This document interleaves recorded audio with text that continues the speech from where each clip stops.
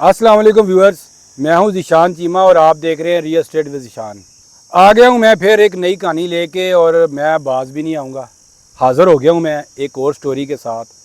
मैं आपको खबरदार करता रहूँगा, मैं आपको रियल एस्टेट की अपडेट देता रहूँगा, हर इंफॉर्मेशन देता रहूँगा और जहाँ जहाँ पे मोहतात होने की ज़रूरत है वो तो मैं बताता रहूँगा। मैं अपने व्यूअर्स को वेल इन्फॉर्म रखूँगा ताकि वो किसी ट्रैप में ना आ जाएँ और अपनी इन्वेस्टमेंट करने से पहले सोच विचार कर लें। और यहाँ मैं कहना चाहूँगा, जहाँ मैं इतनी एफर्ट करता हूँ वहाँ पे हमारा वीलॉग भी देख लें और इसको लाइक सब्सक्राइब और शेयर भी कर दें। अगर आपको पसंद आए तो लाइक सब्सक्राइब शेयर भी कर दें। सिर्फ एक छोटा सा बटन है, ये दबाना पड़ेगा और ये सब्सक्राइब हो जाएगा।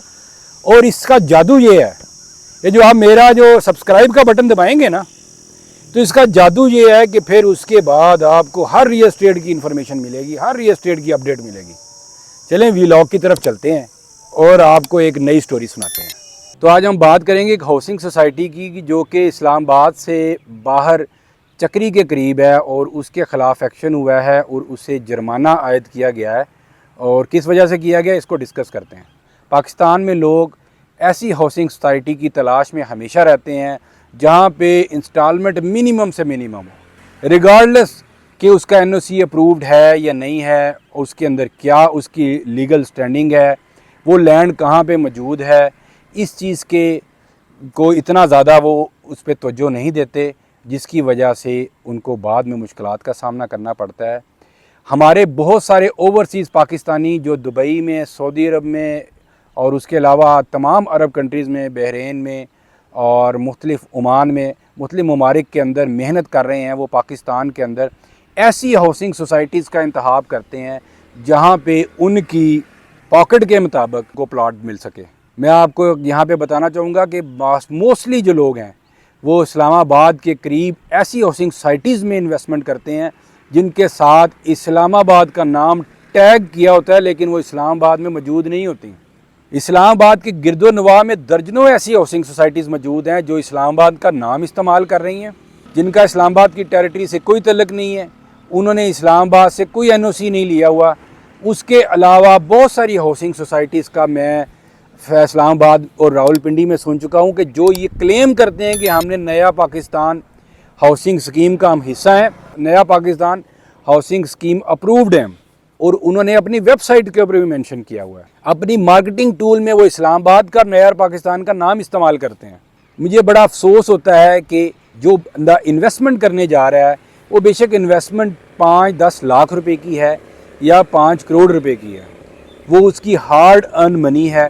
अगर किसी बंदे के पास 5 लाख रुपए की गुंजाइश है, 10 लाख रुपए की गुंजाइश है, वो मनी ही उसकी दौलत है, वही उसके लिए 5 करोड़ की हैसियत रखती है। वो कोई छोटी अमाउंट नहीं है उसके लिए। लेकिन लोग ऐसी हाउसिंग सोसाइटीज़ का इंतखाब करते हैं, वो वेबसाइट्स पे नहीं जाते, सीडीए की, आरडीए की, केडीए की, जहाँ पे वो चेक कर सकें कि किसी भी हाउसिंग सोसाइटी की क्या लीगल स्टैंडिंग है, वो एनओसी अप्रूव्ड है या नहीं है, उनके पास कितनी लैंड है, कब वो लॉन्च हुई थी। इस्लामाबाद, रावलपिंडी, लाहौर, मुल्तान, कराची में ऐसी बहुत सारी हाउसिंग सोसाइटीज़ मौजूद हैं जिनको शायद जिनकी रजिस्ट्रेशन या जिनकी स्टार्टिंग फ़र्स्ट बुकिंग आप देखेंगे तो वो 10-10, 15-15 साल पुरानी निकलेगी। हमारे पाकिस्तान के अंदर जो इंटीरियर में लोग रहते हैं, जो ख़ास तौर पे ओवरसीज़ पाकिस्तानी हैं, उनकी ख्वाहिश होती है कि वो मेगा सिटीज़ के अंदर इन्वेस्टमेंट करें, जिसमें इस्लामाबाद, रावलपिंडी, पेशावर, लाहौर, कराची और मुल्तान, कोयटा सर फहरिस्त हैं। और वो वहाँ की जो टेरिटरी है और वो जो वहाँ का जो महल वक़ू है उसके बारे में बिल्कुल नहीं जानते होते, उसके बारे में उनका नॉलेज मुकम्मल नहीं होता।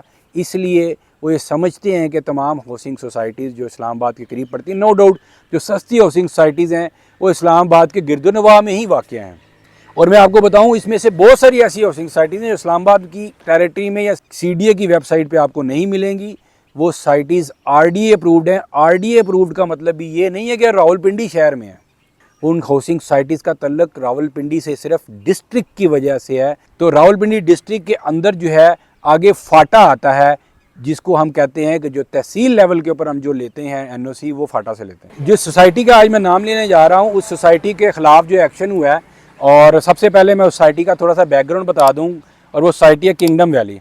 किंगडम वैली इस्लामाबाद से 70 किलोमीटर ब्लू एरिया से अगर मैं इसका डिस्टेंस कैलकुलेट करूं तो 70 किलोमीटर की मुसाफत के ऊपर इसका एंट्री गेट है। चक्री जो आपका इंटरचेंज है उसके भी दूसरी साइड पे मोटरवे के, और इतनी दूर डिस्टेंस के ऊपर जो इसके खिलाफ एलिगेशन है वो ये है, जो किंगडम वैली है उसने ये क्लेम किया है कि जी हम इस्लामाबाद की टेरिटरी में आते हैं और हम नया पाकिस्तान हाउसिंग स्कीम अप्रूव्ड है, जबकि हकीकत इसके बिल्कुल बरक्स है।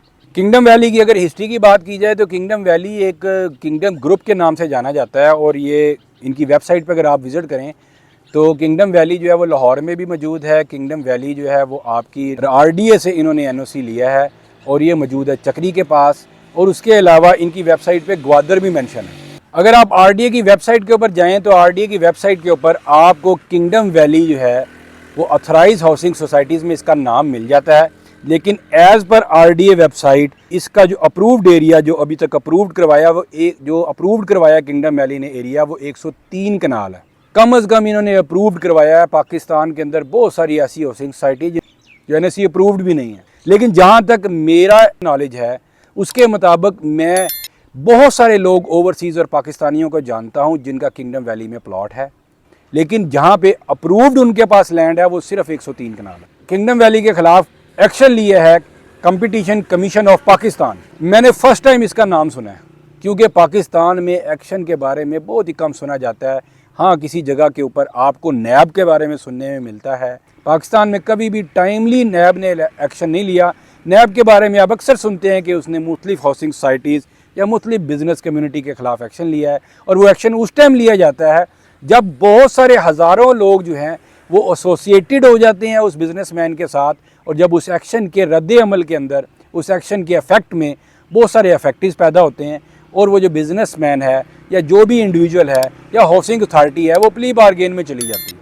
वो फ्रॉड बहुत बड़ा हो चुका होता है। कंपटीशन कमीशन ऑफ पाकिस्तान ने किंगडम वैली को 15 करोड़ रुपए का जुर्माना किया है। किस चीज़ का जुर्माना किया है? वो जुर्माना इस चीज़ का किया है कि आपने फॉल्स मार्केटिंग की है।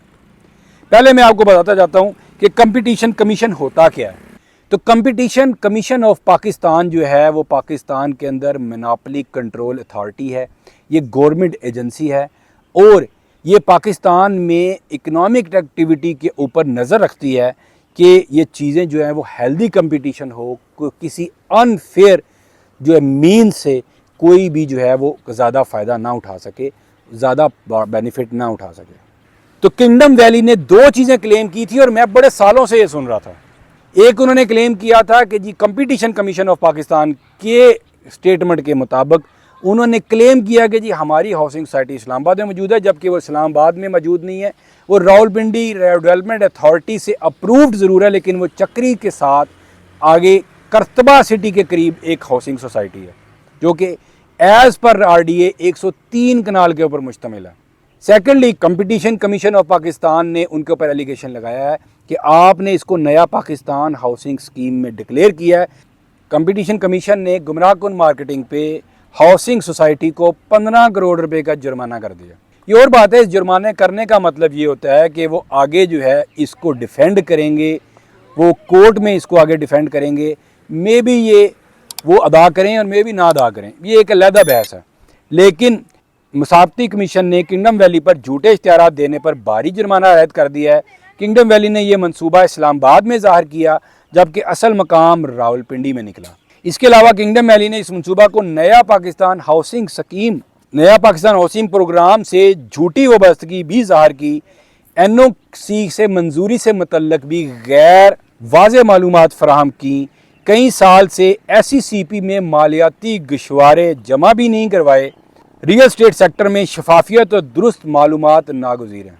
यह कंपटीशन कमीशन का कहना है कि ना उन्होंने गशवारे जमा करवाए हैं, ना उनका जो NOC है वो भी उसमें भी गैर वाज़ेह मालूमात फराहम की हैं, और उसके अलावा उनका नया हाउसिंग पाकिस्तान हाउसिंग स्कीम से कोई तल्लक नहीं है, और इस्लामाबाद में वो मौजूद नहीं है, रावलपिंडी में मौजूद है।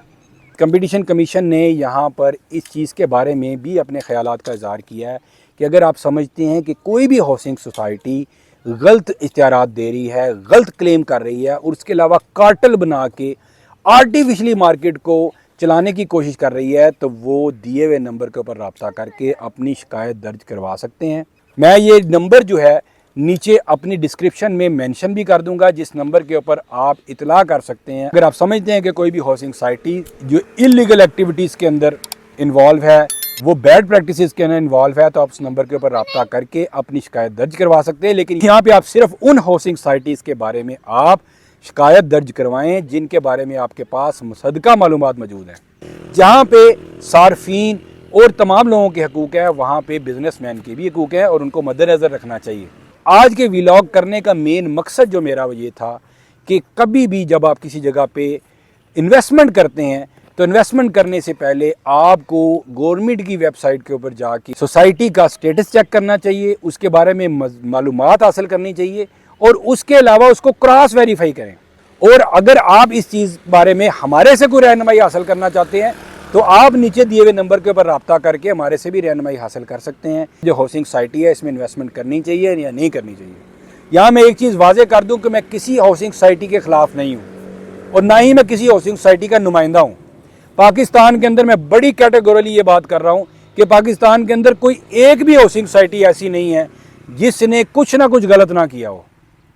मोस्टली हाउसिंग सोसाइटीज़ ने जो है वो ओवर सेलिंग की हुई है, मोस्टली हाउसिंग सोसाइटीज़ ने गलत क्लेम्स किए हुए हैं और मोस्टली हाउसिंग सोसाइटीज़ के अंदर अफेक्टिव्स मौजूद हैं। बावजूद इसके कि बहुत सारी हाउसिंग सोसाइटीज़ ने बहुत अच्छा डिलीवर किया है, पाकिस्तान के अंदर लाइफस्टाइल को चेंज किया है, नए नाम सेट किए हैं।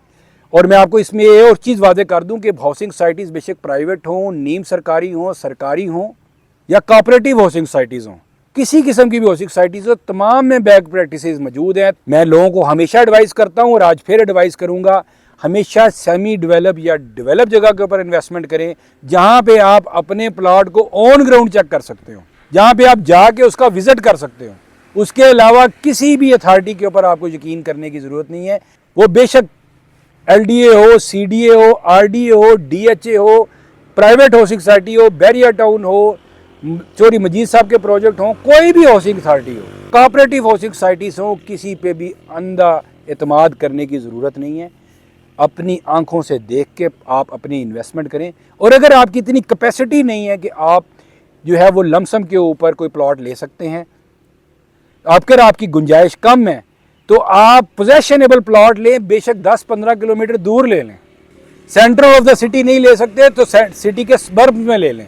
और अगर आप वो भी अफोर्ड नहीं करते तो ऐसी हाउसिंग अथॉरिटी का इंतखाब करें जिन्होंने पहले कम से कम 4 से 5 प्रोजेक्ट डिलीवर कर दिए हुए हैं, जिनकी एक जो है कंपनी की हिस्ट्री है, जिनका एक प्रोफाइल है। मैं क्रेडिबिलिटी का लफ्ज़ नहीं है बोलूँगा, क्रेडिबिलिटी 100% या किसी की भी नहीं है। यहाँ पाकिस्तान में गवर्नमेंट को भी NOC के प्रोसेस को आसान करने की ज़रूरत है। वहाँ पे भी लोगों को बहुत सारी चीज़ों को फेस करना पड़ता है। जो सोसाइटीज़ हाउसिंग सोसाइटीज़ वही चीज़ क्लेम करती हैं कि मुख्तलिफ जगहों पे उन्हें ब्राइब्स देनी पड़ती हैं, तो उसको भी दुरुस्त करने की ज़रूरत है। और अनिशली तौर के ऊपर लोग जो है, ये भी चीज़ फैक्ट है कि हाउसिंग सोसाइटीज़ पहले 100, 150, 200 कनाल का NOC लेती हैं और उसके बाद वो डेवलपमेंट के साथ साथ जो है वो NOC जो है वो अप्लाई करती रहती हैं फेजेस वाइज। तो NOC जो है वो आपको पार्ट्स में मिलता है। जो चीज़ मेन चेक करने वाली है, जो कि आप नहीं चेक कर सकते, जहाँ पे मैं आपको एडवाइस कर सकता हूँ कि बहुत सारी ऐसी हाउसिंग सोसाइटीज़ है जिनके पास NOC कम एरिया का है लेकिन उनके पास लैंड मौजूद है। ये चीज़ चेक करने की ज़रूरत है। बेशक आप 10 लाख रुपए की इन्वेस्टमेंट कर रहे हैं कि कितनी लैंड है जो कि उस हाउसिंग सोसाइटी ने अपनी कंपनी के नाम के ऊपर रजिस्टर्ड करवा ली हुई है। अपने नाम पर नहीं, कंपनी के नाम के ऊपर, जिस नाम की हाउसिंग सोसाइटी है उस नाम पर रजिस्टर्ड करवा ली हुई है। अगर उसने लैंड ले ली हुई है और वो रजिस्टर्ड करवा ली हुई है तो इसका मतलब ये है कि वो उसको आने वाले वक्त में NOC भी मिल जाएगा। 100% ट्रांसपेरेंसी नहीं है यहाँ पर। जब तक रियल एस्टेट रेगुलेटरी अथॉरिटी नहीं बनेगी, जब तक इन्फोर्समेंट नहीं होगी, जब तक के हाउसिंग सोसाइटीज़ के खिलाफ एक्शन नहीं लिया जाएगा और NOC लेने से पहले किसी को भी मार्केटिंग करने का राइट नहीं होगा, किसी को भी प्रोजेक्ट सेल नहीं करने का राइट नहीं होगा और डेवलपमेंट स्टार्ट करने का राइट नहीं होगा, उस वक्त तक पाकिस्तान में फ्रॉड ख़त्म नहीं होगा। इंशाल्लाह हम आइंदा आने वाले व्लॉग्स में भी आपको मुख्तलिफ़ किस्म की न्यूज़ देते रहेंगे, आपको स्कैम्स के बारे में बताते रहेंगे। लेकिन यहाँ पे आपको मैं वाजे कर दूँ कि आज की व्लॉग का मकसद बिल्कुल ये नहीं है कि जी किंगडम वैली जो है वो टोटली फ्रॉड है या किंगडम वैली जो है वो एग्जिस्ट नहीं करती। किंगडम वैली एग्जिस्ट करती है लेकिन ये चीज़ एम्बिगुअस है, ये चीज़ क्लैरिटी के साथ नहीं है कि उनके पास कितनी लैंड है, और ये चीज़ क्लियर नहीं है कि उसने कितनी सेल की है, उन्होंने ओवर सेलिंग की है या नहीं की है। जहाँ तक फॉल्स क्लेम्स की बात है तो फॉल्स क्लेम्स उन्होंने किए हैं, ये मैं खुद से नहीं कह रहा, ये कंपटीशन कमीशन ने उनको बाकायदा जुर्माना उनके ऊपर आयद किया है। उम्मीद करता हूँ आपको आज का वीलॉग पसंद आया होगा। अगर आप मुख्तलिफ हाउसिंग सोसाइटीज़ के बारे में रहनुमाई हासिल करना चाहते हैं, आप प्रॉपर्टी टूर्स देखना चाहते हैं, और आप हर रियल एस्टेट की इंफॉर्मेशन, हर रियल एस्टेट की अपडेट हासिल करना चाहते हैं, तो हमारे चैनल को लाइक, सब्सक्राइब और शेयर कर दें, और बेल का आइकन दबाना मत भूलें, ताकि आइंदा आने वाली वीडियोस का आपको नोटिफिकेशन मिल सके। इंशाल्लाह नेक्स्ट वीडियो में मुलाकात होगी। अस्सलाम वालेकुम, फ़ी अमान अल्लाह।